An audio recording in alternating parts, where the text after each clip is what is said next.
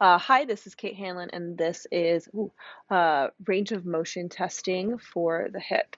We are going to start in supine. So I'm going to start with hip flexion. So I'm going to find the ASIS and the iliac crest, palpate those just to make sure that the hip does not rotate too much in this range of motion testing. I'm going to say, Billy, can you please bend your knee up towards your chest as far as you can get it? Good, bring it back down. Any pain with that? No. Good. So now I'm going to lay my goniometer at his side, repalpate ASIS and iliac crest.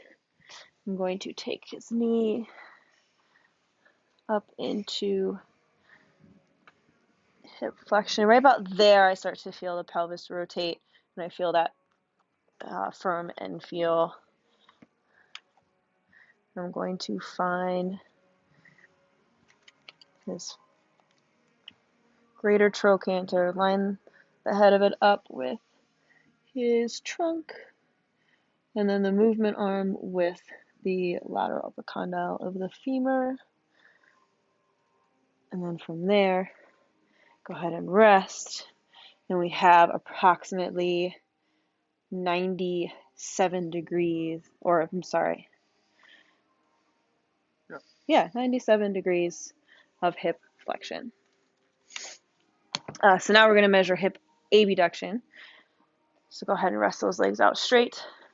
I'm going to find his ASIS again, this time on both sides. I'm going to take the axis of the goni, place it on his right ASIS because we are measuring his right abduction range of motion. And then from there, I'm going to say, Billy, can you please take your leg, keep it nice and straight. I'm going to make sure that your toes angle straight up. You just bring your leg out as far as you can. Good. Bring it back in. Any pain with that? No. Good. So now we're going to go ahead and do that passively. See what kind of range of motion we're looking at. Good.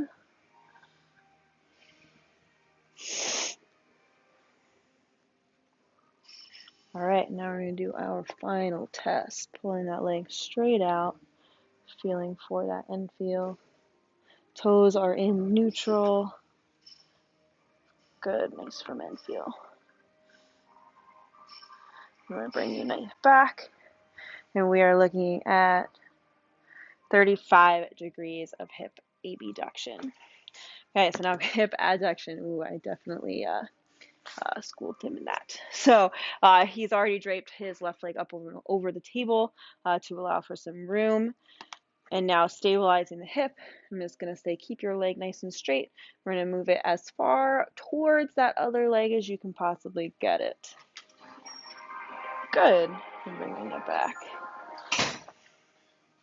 Again, finding the ASIS on either hip.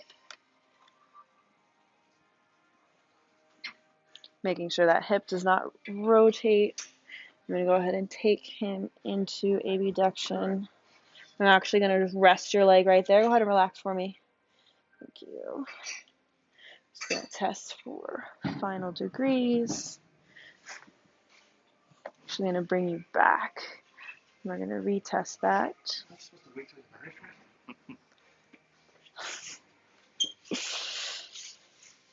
And making sure the movement arm is in line with the patella. Good. We have about 17 degrees of hip abduction. You can go ahead and bring this leg back on and go ahead and flip over on your belly, please.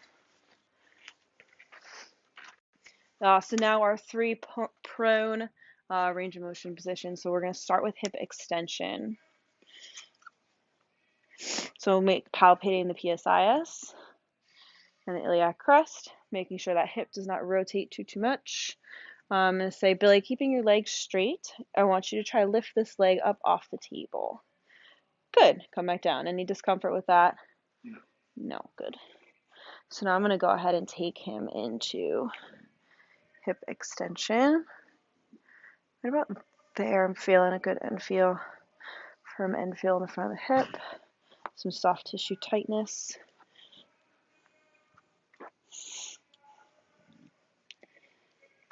Lining up the stationary arm with the trunk and the axis with the greater trochanter of the hip.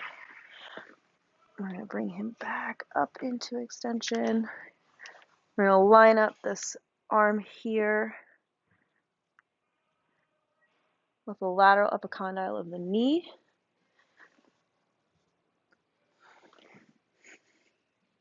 Good. Go ahead and relax. Measuring about 10 degrees of hip extension. Okay, from here we're going to do hip internal and external rotation. So I'm going to take him into a bent knee position, palpating the hip. Once again, making sure we don't get too much hip motion. I'm going to say, Billy, can you please take your foot? I want you to turn it towards the table as far as you can get it. Good. Any discomfort with that? No. Did you feel like you could go any further? No. Okay. I'm going to shift you over just a smidge so we have some room. Okay, from there I'm going to take him into passive range of motion. Good. And now making sure that my stationary head points straight up, lining it up with the patella.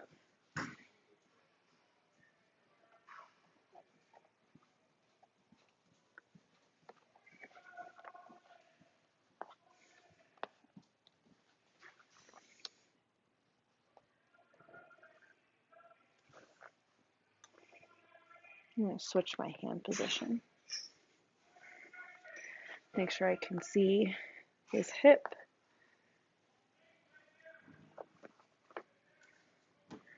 Good, right about there. I'm going to line this movement arm with the tibia, and we are looking at 48 degrees of hip external rotation. So now we're going to do the same thing for hip internal rotation. Go ahead and relax just for a second. Sorry about that. Go ahead and bend the knee.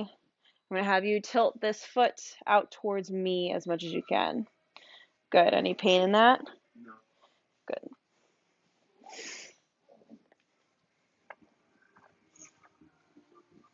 Okay.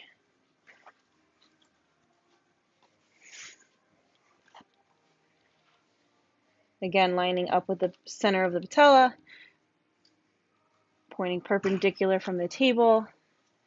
Take him into internal rotation, feeling a nice tight end feel there.